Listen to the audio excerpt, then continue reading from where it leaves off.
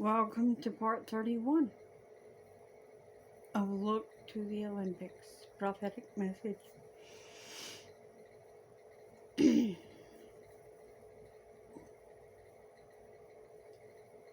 This is August the 5th of 2024 by man's calendar. And I want to jump on right back into this.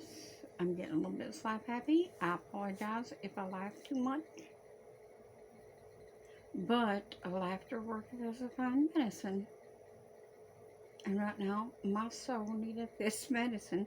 Because some of this stuff I'm hearing right now is just plumb off the charts.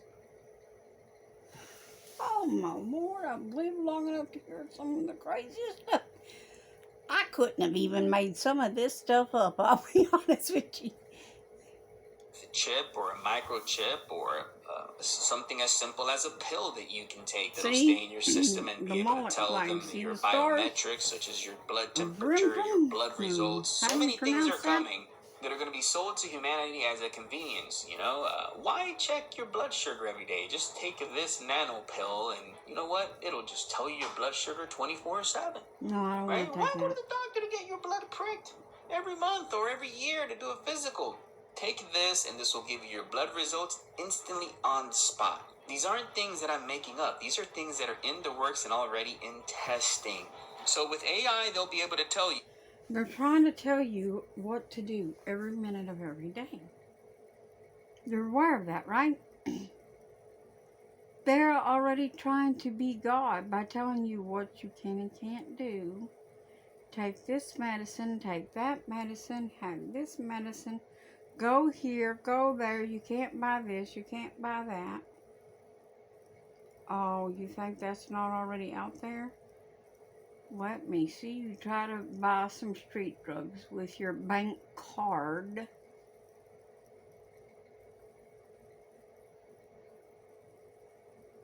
And not with cash now.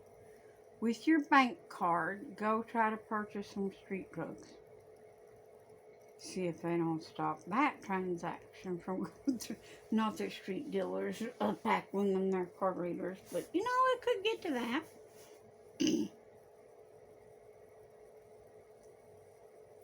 But anyway,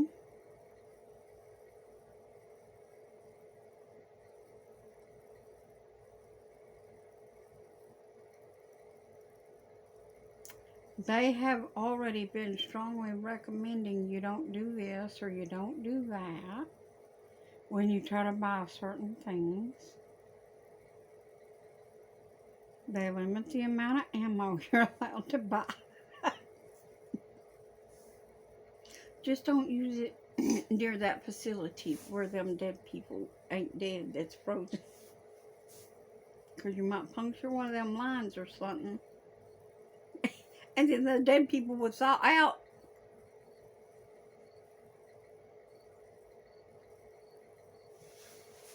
So them dead pets. And then we wouldn't have no meat for later. I'm sorry. It's going to keep happening. This is in my little brain now, and it's going to be there for a little bit.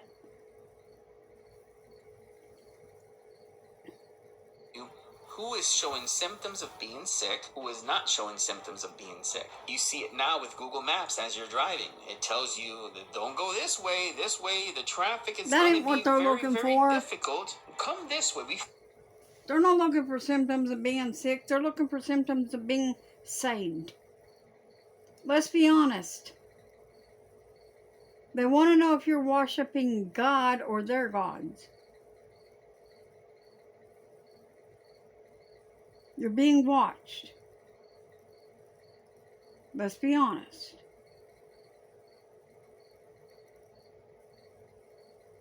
Let's quit being foolish about the sickness stuff. That's just to keep you distracted from the truth. Found a safer route. The same thing is going to happen to humanity. We're going to see that AI will tell you this country needs to be quarantined. That country needs to be quarantined. This island needs to be shut off. And ultimately, it even may lead towards moments of that place needs to be exterminated. Well, to hear them tell it, AI does what it wants to anyway. Supposedly, it generated a lot of fake posts and stuff on social media already. Supposedly.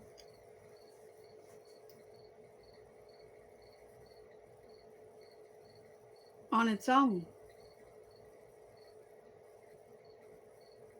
So, if it truly wanted to, it could probably shut down the electric grid wherever it wants to, whenever it wants to. So, that brings me back to the frozen dead people. What if AI that doesn't eat meat, don't care that there's no meat in the future, it decides to unplug those dead people by turning off their grid? It's a legitimate question. I just really want to know what's going to happen. You're going to have a lot of stink coming out of that area. That's what's going to happen. It's going to smell over there. Going to need some lime. And a big hole.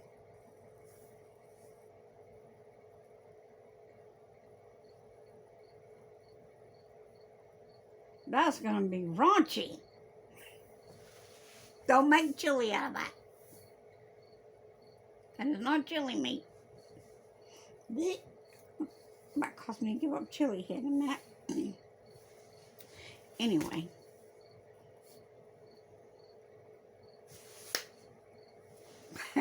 Back into this. And eradicated, and people will go with it because of the spirit of fear. Facial recognition has become a hot button issue in the U.S. The controversial practice was recently banned in San Francisco. But few people realize that many police departments have adopted artificial intelligence, using it to analyze video surveillance footage, which can track objects and people.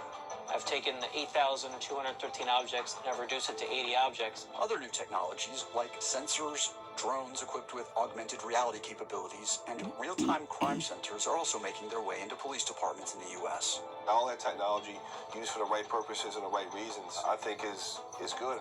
So while, no, I don't want to be mugged, I want to be in a community that's safe, I don't think expanding surveillance is the way to do that.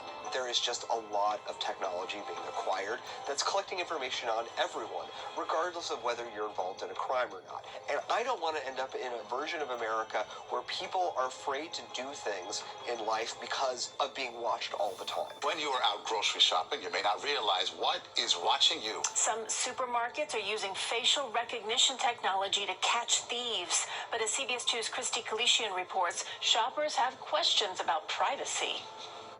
So you're too busy to read the Bible.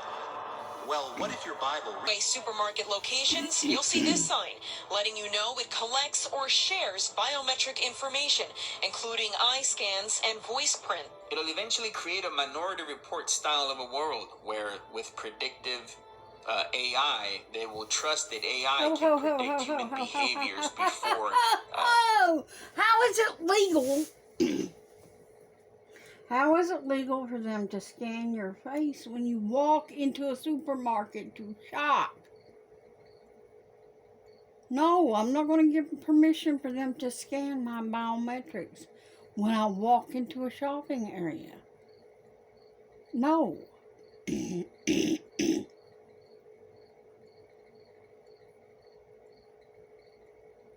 No, they don't have my permission to track me through facial recognition software.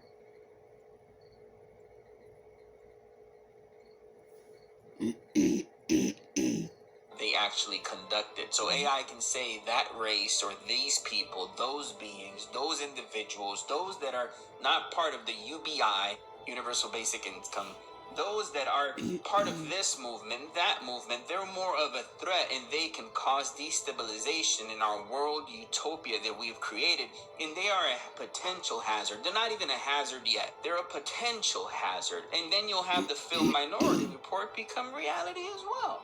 Global healthcare. At some point in time, something is going to kick in around the world where the economies may unite as one, and then we may have a moment where global health care could become a reality. There also comes a universal basic income. So the powers that be will be the ones providing you your shelter. They'll be the ones providing you your health care. They will be the ones providing you your livelihood. So for you to be a part of that entity, of that system, it's not just going to come free. You see, the devil knows how to trap people with conveniences. So he will sell you on the convenience first. You accept of the convenience, and then the big deception hits. Oh, but if you're going to be a part of this system, you need to take this. By the time you're done, the spirit of fear, if you're not careful, the spirit of fear will destroy you, your household, your family entirely. All of these things are chess games to these people. All of these moves are made to entrap humanity, but humanity doesn't learn. Humanity never learns. This will also pave the way for transhumanism. mRNA technology is nothing new. mRNA technology has been here for a very, very long time. The only reason we can talk about these topics is because this is a non-monetized channel. So if you're watching this and you're enjoying it, go ahead and press the thumbs up button and share it with a friend and their family member. And even talking about this topic as a non-monetized channel, it comes with its consequences, but it's important to talk about this topic. Listen, my family, the devil wants to be like the Most High. He is not the Most High. The devil is defeated. Okay? The devil is defeated. However, he knows that his time is short, so he's going to pull all of the stops. So we're just talking about a scenario that may happen, and we have to be prepared for it, okay? Satan is not omnipresent. He's not, all right? Satan is a defeated foe. Jesus has already overcome. Jesus has already won. With technology, what Satan is doing is trying to create his own version of a limited version of omnipresent. And what do I mean by that? No matter where you're parked today, no matter where you go for a walk, no matter what you do, you're globally tracked. You're globally tracked. That's why whenever election season comes, I always kind of giggle a little bit, because as time has progressed, I slowly have understood that these are just different corporations that are keeping us all entertained and distracted. And all of us, to many of them, all we really are nothing more than a product. This is why you have a tracking number, your social security number. This is why when you're born, you have a birth certificate. This product just arrived. This is why when you die, you have a death certificate. This product is already gone. This is why it's so much better to be a citizen of the kingdom that truly matters, the kingdom from above, the kingdom of Jesus Christ. Because in the kingdom of Jesus Christ, you're not just a number. No, you're his son. Because when you're a citizen of the kingdom from above, man, we have the King of Kings, man. This is why he's warned us in his scripture about the spirit of fear and about the many things that are coming. And if we're talking about this, it's only to prepare you, not for you to fear. As these moments unravel on earth, we will once again see humanity turn against each other. As these moments begin to unravel all over the earth, we will see economic turmoil like we've never seen before. This is why, brothers and sisters in the Lord, I encourage you, not out of fear, no, out of wisdom, to prepare your families. Not out of fear, but out of wisdom to prepare your ministries. Not out of fear, but out of understanding and having godly wisdom. Try to make sure that your ministry is operating on a lean budget to the most of that you can possibly do. Start preparing yourself and looking at other options to congregate, like home church. Okay, soon the brick and mortar building, as you and I know it, all right? Just as they're going to tell you that if you want to be a part of the system that you have to submit to the global healthcare requirements, imagine the many congregations out there that are simply surviving right now because of the 501c3. There are a lot of great ones out there. They have no ill will with the 501c. So imagine many of these congregations when they begin to crack down on them and they say, if you want to be a part of all of these benefits, you can't do this, you can't do that. It already happened when Obama was in office. They would go to churches and warn them of what they could and could not say.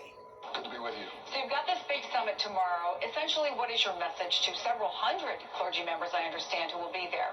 Yes, we'll have representatives from 9 denominations who actually pastor somewhere in the neighborhood of about 10 million people.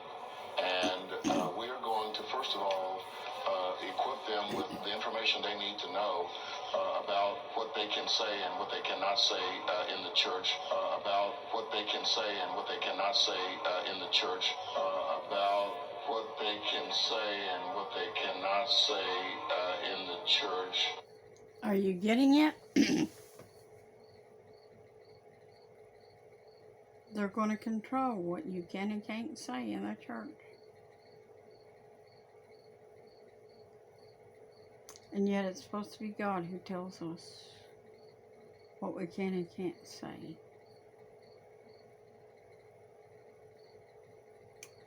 But